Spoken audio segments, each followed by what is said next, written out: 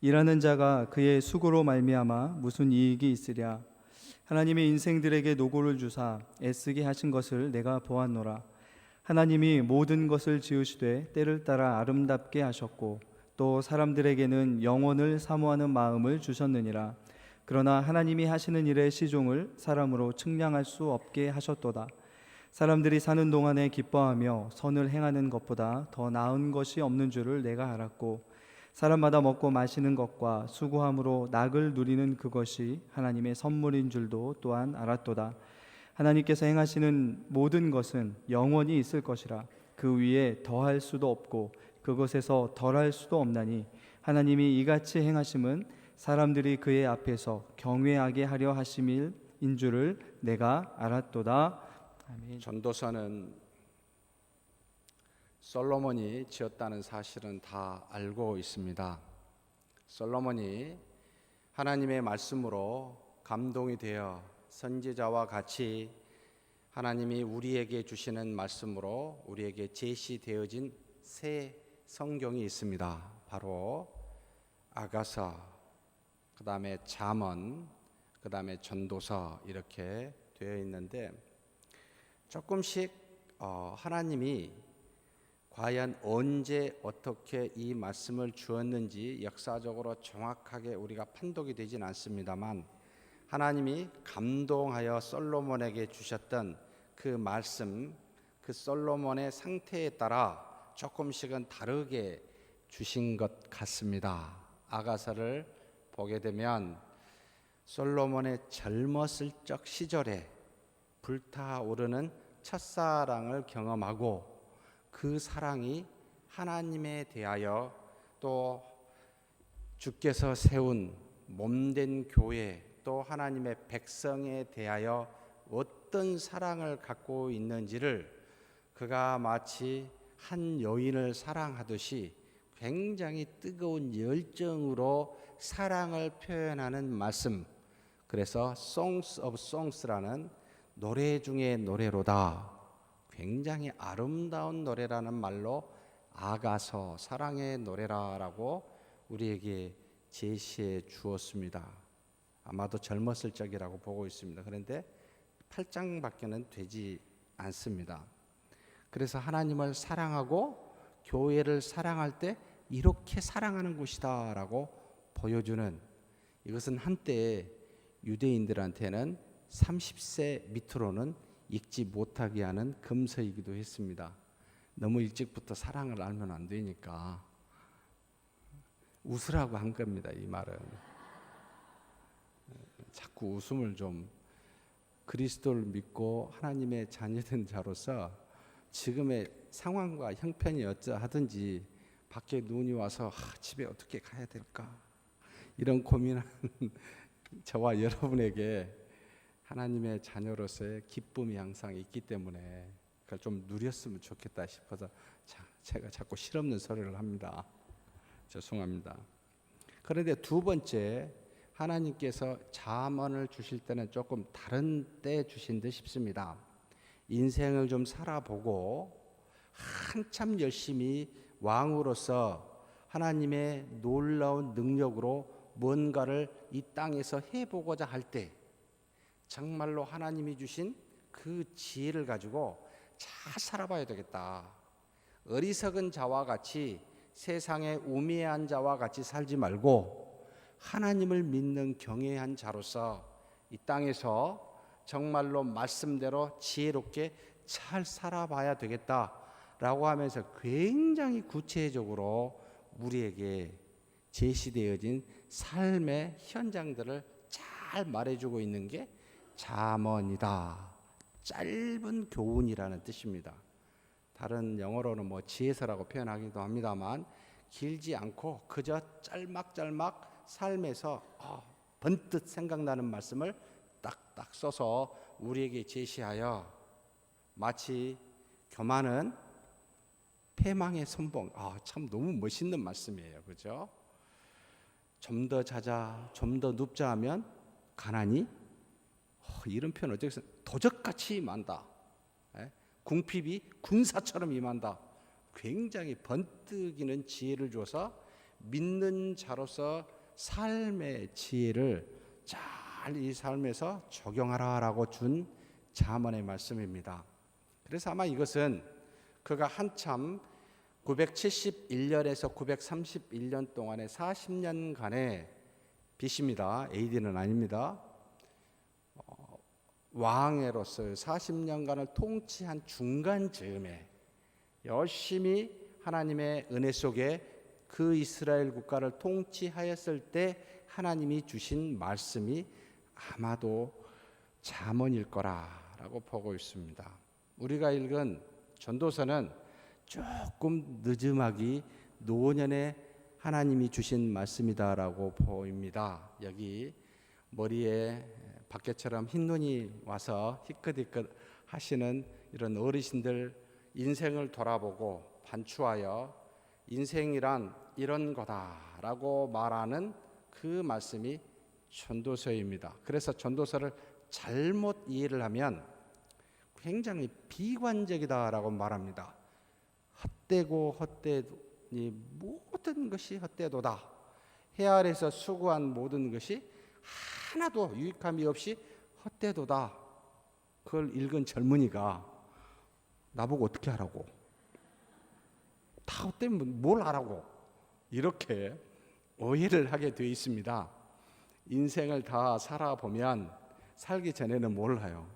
살아보고 난 다음에 지혜로운 자나 우매한 자가 일반으로 똑같도다. 전부가 다 수고와 고난과 역경 속에 있으니 잠언에서 그렇게 지혜로운 자가 되라고 이야기해놓고 우매한 자와 똑같도다. 이렇게 이야기를 하니까 성경이 왜 두 말을 하지? 그것도 한 저자가 이렇게 오해를 하게 됩니다. 사람이 살아가는데 보는 눈이 우리 인생의 70, 간간하면 80 이것만을 바라보고 살기를 원하신다면 잠언이 굉장히 유익합니다. 그런데 우리의 인생길이 단순히 이 땅에서의 삶이 아니라 앞으로 이 땅에서 사는 삶보다 훨씬 더 영원한 나라까지를 생각하면서 살기를 원하는, 그때는 참 감사하게도 노년기 때만 그런 생각을 하게 돼요. 젊었을 때는 잘 생각이 안 나요. 왜냐하면 살 날이 많으니까 지금 누려야 되고 결혼도 해야 되고 직장도 잡아야 되고 이 새끼도 먹여야 되고 굉장히 할 일이 많기 때문에 인생을 돌아볼 겨를이 없어요. 지금의 현실의 문제가 바빠요. 그럴 때는 그런 생각을 안 하게 되죠. 다 해보고 이제는 삶을 마감할 즈음에 저 세상에 하나님 나라에 갈 즈음에 돌아보니 정말 엄청난 이야기를 하고 있습니다. 그 내용을 뭐라고 이야기하고 있냐면 웃음은 미친 짓이다. 이게 뭐야? 희락은 무슨 소용이 있는가? 모든 소유를 가져보고 많은 처첩들을 가져봤던 이 솔로몬이 내가 손으로 한 모든 일과 수고한 모든 것이 다 헛되도다 라고 말하며 이 땅에서 육체를 가지고 사는 삶에 정말로 그 허무함과 허망함과 무용지물을 영원한 하나님의 나라에 비교했을 때 생기는 마음. 그래서 저는 조금 이 말씀을 좀 단계별로 보는 게 좋겠다. 가장 고차원적으로 본 게 전도서입니다. 왜냐하면 인생만 보지 아니하고 먼 나라, 영원한 나라까지를 보고 있는 말씀이요. 하나님을 믿는 자로서 인생에 굉장히 열심히 일하고 주의 뜻대로 살고자 싶으면 잠언. 그래서 30대, 40대 별로 안 보이신가요? 다 30대라고 마음을 생각하고 계실 거라고 믿습니다. 잠언을 열심히 읽으셔야 됩니다. 아직도 뜨겁습니까? 하나님을 막 뜨겁게 찬양하고 뭔가를 드러내고 싶습니까? 아가서를 보십시오. 정말 놀랍습니다. 그래서 하나님의 말씀은 어떤 면에서는 단계가 있어요. 그냥 아무렇게나 적용하면 조금 곤란하죠. 젊은이가 나이 드신 분처럼 인생의 허물을 이야기하면 참 깝깝하고 우습지요. 그와 마찬가지로 신앙에도 단계가 있는 듯 싶습니다. 오늘 읽은 이 본문의 말씀은 3장 1절에서부터 정말로 8절까지 때에 대해서 이야기를 합니다. 정말 알 듯 모를 듯 이해가 되기도 하고 한편으로는 이해가 안 되는 부분입니다. 범사에 기한이 있고 천하만사가 다 때가 있나니 날 때가 있고 죽을 때가 있으며 심을 때가 있고 심은 것을 뽑을 때가 있으며 죽을 때가 있고 치료할 때가 있으며 헐 때가 있고 세울 때가 있으며 울 때가 있고 웃을 때가 있으며 슬퍼할 때가 있고 춤출 때가 있으며 돌을 던져버릴 때가 있고 돌을 거둘 때가 있으며 안을 때가 있고 않는 일을 멀리할 때가 있으며 찾을 때가 있고 잃을 때가 있으며 지킬 때가 있고 버릴 때가 있으며 찢을 때가 있고 꿰맬 때가 있으며 잠잠할 때가 있고 말할 때가 있으며 사랑할 때가 있고 미워할 때가 있으며 전쟁할 때가 있고 평화할 때가 있느니라 라고 말하면서 우리에게 해바라기만 되지 말라라고 말씀하신 듯 보입니다. 우리는 해가 좋아요. 물론 밤을 좋아하는 사람도 종종 있긴 합니다. 그래서 이 땅에 인생에 오직 햇빛이 짱짱 내리쬐는 평탄한 해가 정말 엄청 밝은 그런 한낮과 같은 인생길이 되기를 우리는 종종 바랍니다. 그런데 하나님이 태양을 만드신 것만 아니라 밤을 주관하시는 달과 별을 만들어서 하나님이 밤도 있게 하셔서 우리 인생에 밤이라는 것을 주어 열심히 일만 하고 모든 것이 잘 되고 전부 다 드러날 이런 좋은 시기뿐만 아니라 어둡고 침침하여 한 치 앞도 알 수 없어 무엇을 해야 될지 도저히 알 수 없는 인생의 고난과 역경의 시기도 누구로부터 왔다? 하나님으로부터 왔다라는 겁니다. 많은 사람들이 하나님 앞에 좋은 것만 주시는 하나님만 바라보고 좋지 않는 것을 주시는 하나님은 생각지 않는 듯 싶습니다. 여러분, 온실 속에 자라난 선인장이 잘 클까요? 사막에서 자라난 선인장이 잘 클까요? 너무나 명확한 대답을 줄 수 있지 않습니까? 우리의 인생길에 낭만을 주는 해바라기가 아니라 밤을 주는 밤바라기도 좀 되라라는 겁니다. 이게 바로 솔로몬이 노년의 인생길을 돌아보니 전부 행한 것 중에 좋은 것만 있지 않다는 걸 안 겁니다. 어렵고 힘든 모든 것도 있는데 이런 것들이 전부가 다 하나님이 주셨도다라고 말하며 때에 대해서 반대로 이야기하며 전부 다 주셨는데 무엇을 말합니까? 일하는 자가 그의 수고로 말미암아 무슨 이익이 있으랴? 하나님이 인생들에게 노고를 주사 애쓰게 하신 것을 내가 보았노라. 우리 인생의 노고, 어렵고 힘든 것을 누가 줬어요? 네? 하나님이 인생에 노고를 줬답니다. 노고를 여러분 기도 달라고 기도하신 적 있으십니까? 아마 아무도 없으시겠죠. 산상수훈의 팔복인지 구복인지 누가 팔복이라고 해서 팔복으로 정리가 됐습니다만 정확하게 하면 구복입니다만 어떤 사람이 복 있는 사람이죠? 마음이 아니죠. 정확하게 하면 심령이라고 우리 마태복음 돼 있고 마가복음에는 그냥 가난한 자인데 마음이 심령이 가난한 자는 복이 있나니 천국이 저희 것이며 그러면 심령이 가난한 사람이 복이 있습니까? 아니면 천국이 저희 것이며 천국을 갖고 있는 사람이 복이 있습니까? 네. 일반적으로 저와 여러분은 만약 해바라기라면 앞에 부분은 팔복 중에 다 떼버리고 복이 있나니부터 보고 뒷만 봅니다. 천국이 주세요.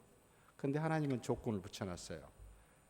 심령이 가난해야 내가 너에게 천국을 주겠다. 애통해야 위로를 주겠다. 의를 위하여 핍박을 받아야 하나님의 하늘의 상급이 크겠다. 화평케 하면 아들이 되게 일컬음을 받을 거다. 앞에 건 하나도 안 하고 해바라기만, 하나님이 주신 것들만 보는. 그래서 앞에 부분에 대해서는 기도를 안 해요. 여러분, 제가 심령이 가난하게 해주십시오. 기도하신 분. 마음을 어떻게 가난할 수 있습니까? 찢어가지고 여러분 마음이 언제 가난해지지요? 물어보죠. 하나님의 은혜가 엄청나게 주었어요. 엄청나게 받았어요. 뭔가 기도가 응답이 되었어요. 그러면 응답이 되면은 마음이 가난합니까? 부요합니까?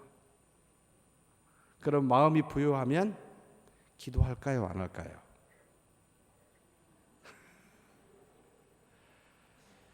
여러분, 사사기를 읽어보면서 중요한 교훈을 줍니다. 하나님께서 그들의 고통을, 수많은 블레셋이나 암몬 족속이 쳐들어온 것을 사사를 통해 해결하면 어떻게 돼요? 너무 기쁘죠. 기쁘고 난 다음에 평안을 좀 유지하죠. 그 다음에 반드시 어떻게 돼요? 시험에 빠집니다. 하나님을 멀리하고 우상을 숭배합니다. 우상을 숭배하면 하나님께서 잘못을 돌이키게 하기 위해서 이방의 나라를 들어서 치십니다. 그러면 이제 힘드니까 하나님 살려주세요라고 기도합니다. 그래 하나님께서 사사를 보냅니다. 무려 14명 보내주셔서 이 일을 반복하십니다. 그러면 저와 여러분은 언제 시험이 올까요? 은혜를 받을 때 올까요? 아니면 정말로 힘들고 고난받고 있을 때 시험이 올까요? 아니 이지선단데 모르시겠어요? 1번 아니 2번만 택하는데. 여러분, 넘어진 자가 넘어집니까? 선 자가 넘어집니까? 그러니까 제발 일어서지 마십시다. 그냥 쫙 누워서 계시면 시험 받을 일이 없습니다. 그래서 베드로 전서에 베드로가 뭐라 하는지 아십니까? 죄가 없을 수 있는 길은 딱 두 가지밖에 없어요. 죄를 짓지 않을 수 있는 길은, 그게 뭐죠? 사랑은 허다한 죄를 덮는다 해서 사랑하면 절대로 죄를 지을 수가 없습니다. 사랑한 자에게 죄를 어떻게 집니까? 사랑의 범위를 확 넓혀 보십시오. 제발 가족만 사랑하지 마시고 모든 사람을, 더 나아가 하나님이 만든 피조 세계를 한번 사랑해 보십시오. 죄가 틈타지 못하게 되어 있습니다. 두 번째는요, 어디에서 죄를 안 질 수 있는지 아세요? 고난에 빠져 있으면 절대 죄 지을 틈이 없어요. 그래서 하나님이 우리에게 밤을 주셨어요. 얼마나 감사한지 모릅니다. 마음이 가난하게 하신 겁니다. 가난함을 기도하지 않으니까 환경의 어려움과 고통을, 서문교회 역사 속에 수많은 고통을 주신 이유가, 아니 일단 누가 줬어요 이걸? 하나님이 주셨다가 말할 수 있습니까? 없습니까? 여러분, 예수 그리스도를 누가 주겠죠? 본디오 빌라도. 주기도문 할 때마다 저주를 삼고 있는 본디오 빌라도. 본디오 빌라도가 직접 죽인 건 아니죠. 로마 병정에게 명하니까 로마 병정이 십자가에 못 박고 칼로 찔러 죽였죠. 뭐 칼로 찌르는 건 죽은 다음이니까 십자가에 못 박힌 사람이 직접적인 살인자예요. 본디오 빌라도가 무슨 억한 심정이 있어서 예수님을 죽였습니까? 대제사장이 그때 당시에 서기관들이, 유대인들이 죽이라고 외치니까 왜 그 사람들은 억한 심정을 가졌습니까? 아니 감히 유대교에 도전을 해요. 인기를 갖고 있어요, 이 예수님이. 그래서 그것을 어떻게 죽이려고? 그 안에 배신자가 있었어요. 이름하여 누구? 가룟 유다. 예수님을 죽인 사람은 가룟 유다요, 대제사장과 당시의 관원들이요, 그 다음에 빌라도요, 빌라도의 명을 받은 로마지만 누가 계획했어요? 누가 이걸 계획한 겁니까? 하나님이 계획한 게 아닙니까? 이사야서 53장에 질고를 받음으로 우리를 대신하여 우리가 나음을 입게 하신 것이 하나님의 플랜이었습니다. 하나님이 직접적으로 죽이시지 않지만 우리의 죄를 사용하여 하나님의 뜻을 이루어가는, 합력하여 선을 이루어가시는 하나님이십니다. 그러니 우리가 받는 고통은 우리의 죄로 말미암지만 이 모든 것은 하나님의 뜻 안에 있어 우리에게 주어 우리로 하여금 시험에 들지 않도록, 하나님을 향하도록, 하나님만을 바라보도록 하는데 이 뜻이 이 안에 숨어 있었습니다. 여러분, 가나안 땅에 하나님께서 아브라함에게 물론 직접적으로 약속하지 않고 나중에 말씀을 하시면서 이끌어갔지만, 여러분, 이스라엘 백성이 출애굽하여 하나님이 약속의 땅 가나안 땅에 들어간 것이 과연 그들이 최고로 추구했었던 행복이었을까요? 아니면 40년 동안 광야에서 불기둥과 구름기둥으로 하나님의 인도하심을 받아 비록 가나안 땅을 가지는 않았지만 나는 너의 하나님이 되고 너희는 나의 백성이 되리라 한 그 믿음의 상태가 천국이었을까요?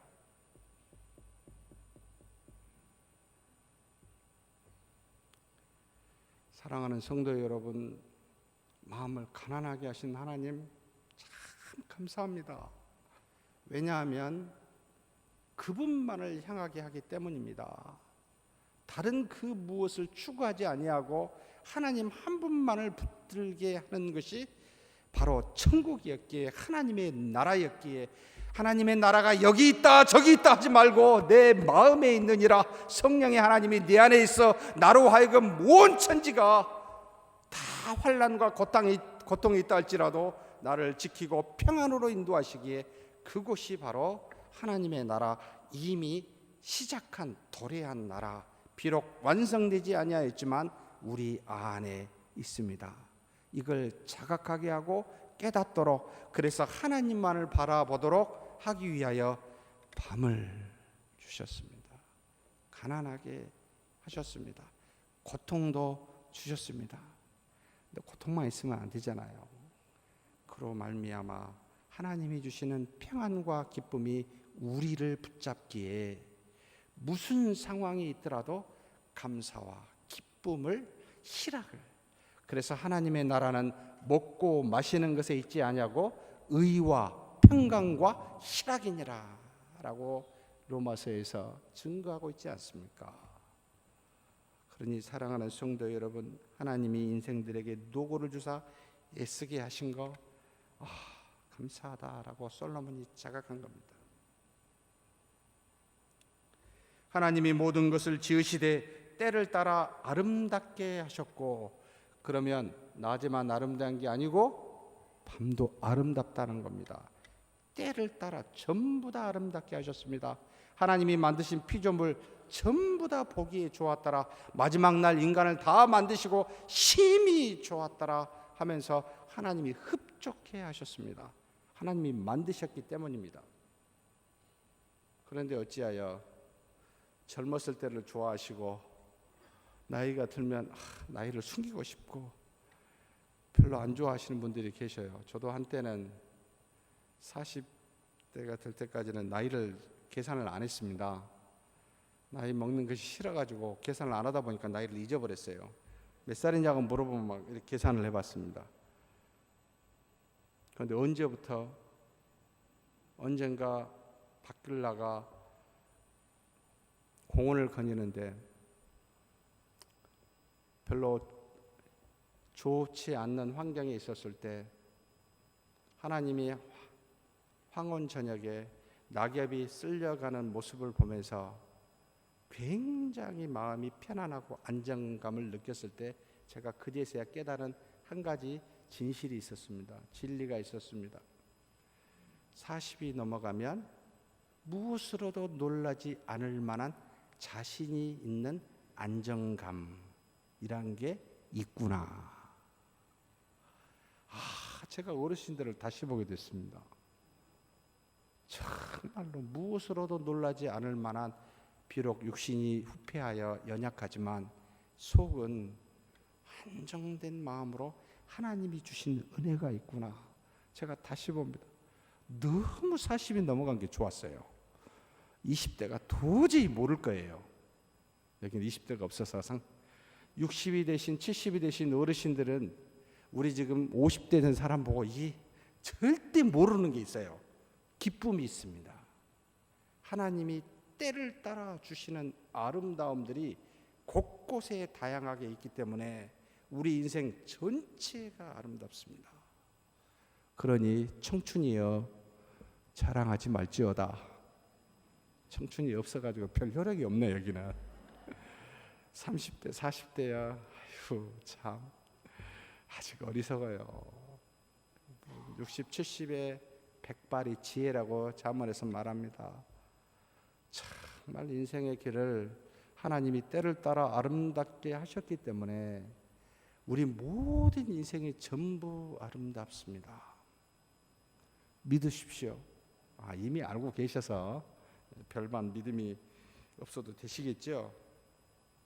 그러면서 말씀하십니다. 또 사람들에게는 영혼을 사모하는 마음을 주셨느니라. 왜요? 이 땅의 모든 것이 변하면서 어떤 것도 고정적인 것이 없어 썩어져 후패하여 조금도 이 땅에는 우리와 똑같이 어제 것이 오늘과 같은 것이 없어서 전부 변하기에 우리 마음속에 도대체 변하지 않을 만한 것이 무엇이 있지? 이 세상에 영원한 것이 단 하나도 없습니다. 그런데도 우리는 영혼을 사모하게 한 것은 하나님이 우리에게 무엇을 주사? 영원에 가까운 영을 주사, 영의 하나님의 형상을 따라 하나님의 영을 주사 그 영원한 것이 무엇인가를 맛보게 함으로 이 세상의 후패한 모든 것을 보면서 영원을 사모할 수 있는 마음을 허락하여 주었습니다. 그래서 이 땅에 있는 것을 의지하지 아니하고 비록 보이지 아니하시지만 우리 속에 영원히 내주하시며 또한 영원의 세계 하늘 나라의 하나님의 세계에 살 수 있는 그리고 그 나라가 존재한다는 것을 전부 믿는 자나 믿지 않는 자나 하나님을 아는 자나 모르는 자나 다 느낄 수 있도록 해놨습니다. 바로 영원이라는 개념입니다. 자각하게 됩니다. 세상에 어떤 것도 영원한 것이 없기 때문에. 그러면 하나님이 왜 그렇게 하셨을까요? 간단하잖아요. 영원하지 않는 걸 의지하지 말라는 겁니다. 그걸 왜 그렇게 의지하는지 모르겠습니다. 물론 집사람은 조금 의지해야 될 필요가 있긴 하더라고요. 근데 변해요, 집사람도. 옛날하고 지금하고 많이 변했어요. 지금은 제가 꼼짝 잘 못해요. 옛날에는 좀 안 그런 것 같은데. 남자들가 약해진 건지 여자분들이 강해진지는 모르겠습니다만 겸손하게 살아야 됩니다. 정말 잘못했다간 밥도 못 먹습니다. 웃으려고 한 이야기입니다. 제 집사람이 듣고 있어가지고 거짓말하고 있다가 분명히 이야기할 것 같아서 나중에 좀 조심스럽네요.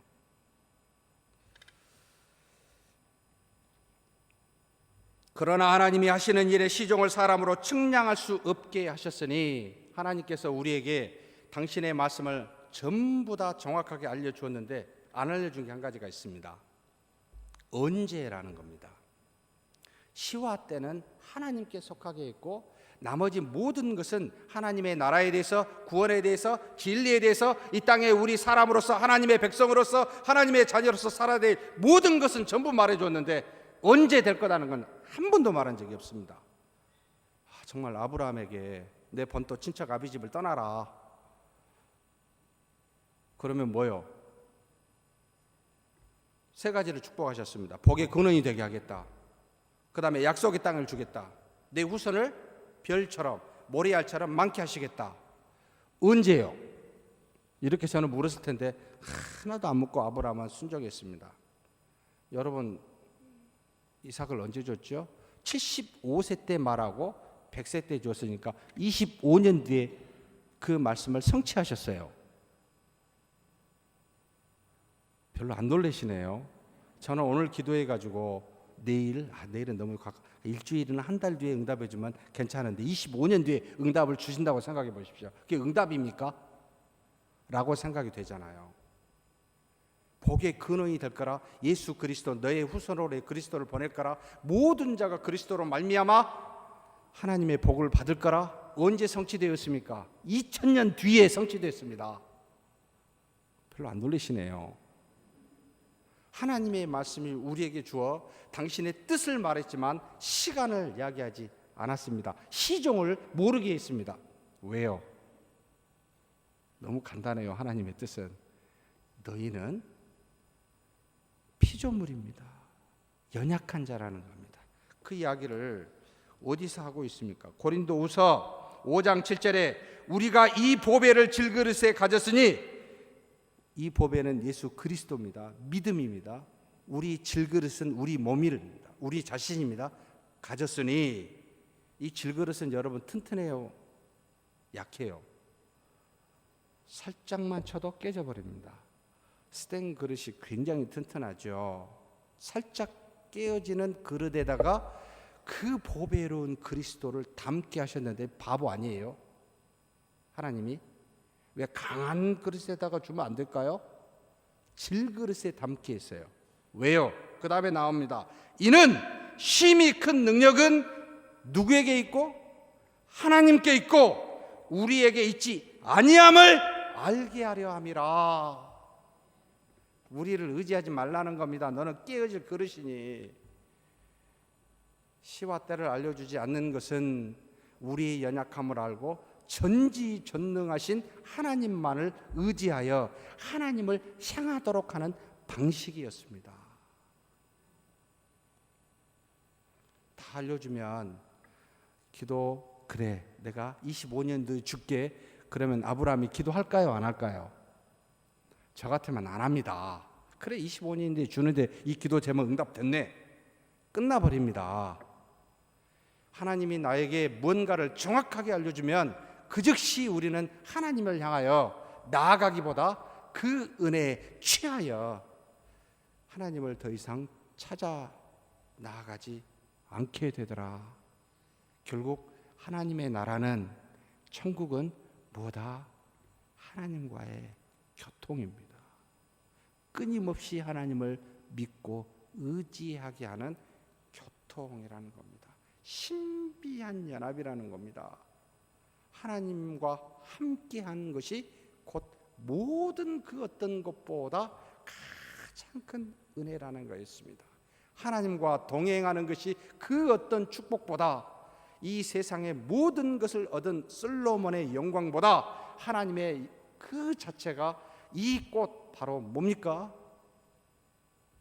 들에 핀 백합화 그대로 드러내는, 한치도 틀리지 아니하고 하나님의 뜻대로 드러내는 이 꽃 하나만도 못하다.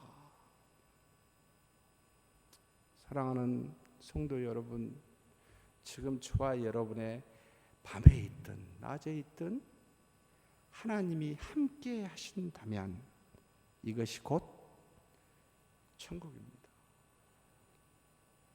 그렇게 하기 위해서 시종을 모르게 하셨더라. 오후 찬양 예배는 굉장히 시간이 제가 압박을 안 받아가지고 편안하네요. 빨리 끝내야 되는 거 맞나요? 4시까지 해야 되는 거죠. 예.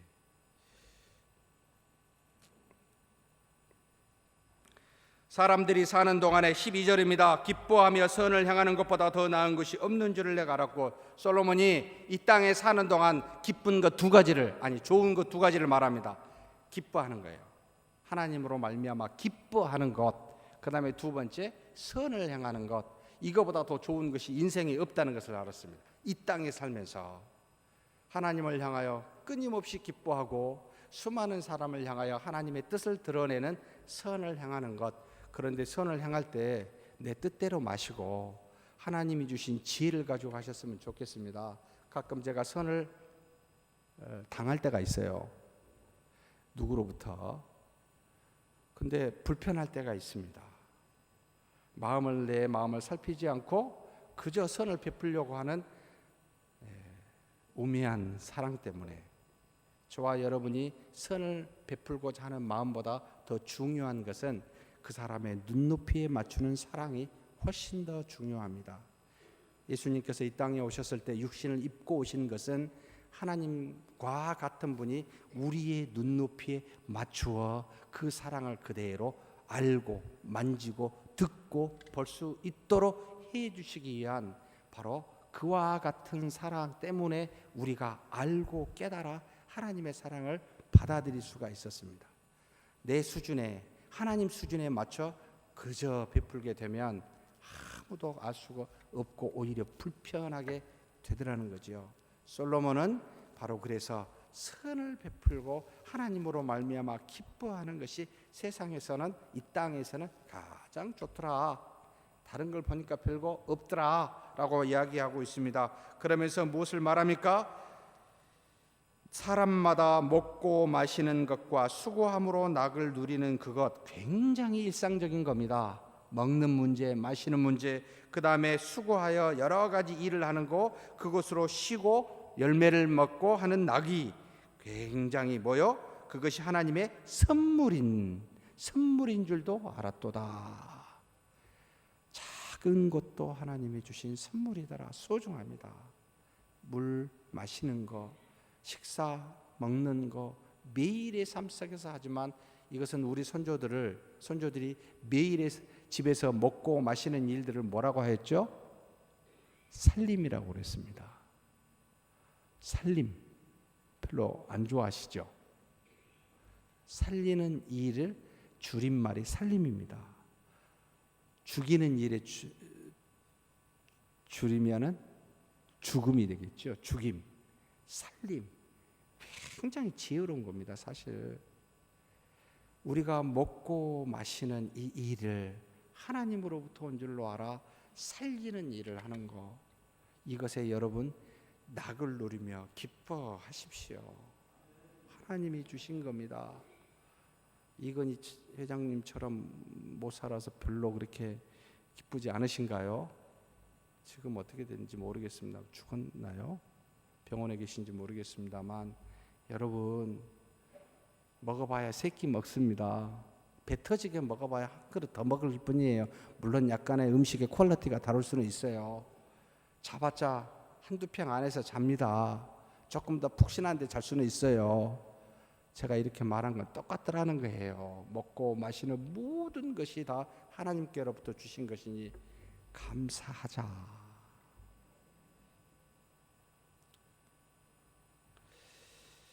14절입니다. 하나님께서 행하시는 모든 것을 영원히 있을 것이라 그 위에 더할 수도 없고 이것에 덜할 수도 없나니 하나님이 이같이 행하심은 사람들이 그의 앞에서 경외하게 하려 하심인 줄을 내가 알았도다. 하나님께서 행하시는 모든 것은 과거나 지금이나 앞으로 영원히 존재합니다. 저와 여러분은 한 점에 불과합니다. 이것을 불교 용어로 찰나라고 하대요. 한 공간에 한 시점에 잠깐 있다가 사라져버리는 하나님의 원대한 위대한 영원한 그 나라에 잠깐 있다가 하나님의 도구로 사용되어지는 찰나와 같은 우리, 그러나 하나님의 일은 영원한데 우리는 굉장히 작은 그런 존재임을 깨달아 알아라. 왜요? 하나님을 경외하게 하려 하심이라 라는 겁니다. 우리가 이 땅의 최고의 일은 그 하나님을 두려워하여 만물 위에 만물 안에 만물과 함께 계시면서 영원한 나라를 이끌어가는, 우리는 그 위에 더할 수도 덜할 수도 없는 그저 그분의 뜻대로 주어진 대로 사는 하나님의 자녀이니 우리의 본분은 하나님을 경외하게 하려 하심이라. 잠언의 마지막에 바로 솔로몬이 사람의 본분에 대해서 경외를 이야기하고 있습니다. 경외하십니까? 경외의 뜻은 두려움인데 즐거운 두려움입니다. 굉장히 두려운데 너무 좋아요. 하나님을 두려워하십시오. 사람을 두려워하지 마십시오. 큰 부자가 자기의 소출을 보고 쌓을 곳간이 없어 걱정했습니다. 어찌하지? 엄청난 곳간을 지어서 내가 가득히 채우려고 해야 되겠다 마음에 작심을 했습니다. 정말 저도 그렇게 한번 생각을 해봤으면 좋겠는데 한 번도 그런 경험이 없어서 그 기쁨이 뭔지 잘 모르겠습니다. 그런데 하나님께서 오늘 밤 내가 내 영혼을 취하면 이 재물이 네 것이 되겠느냐? 우리가 근심하고 걱정하고 두려워해야 할 대상은 하나님이십니다. 세상이 아니라는 거예요. 하나님을 두려워하셔야 됩니다. 그분만을 경외하셔야 됩니다. 그분의 뜻이 없으면 무엇으로도 아니 되고 그분의 뜻이 있으면 무엇으로도 되기에 그분만을 경외하여 그분만을 사랑하는, 그래서 작은 것도 기뻐하고 인생의 노고를 주사 하나님이 나에게 모든 것을 인도하신 그분이란 걸 믿고 사는 저와 여러분이 되기를 주의 이름으로 축원합니다.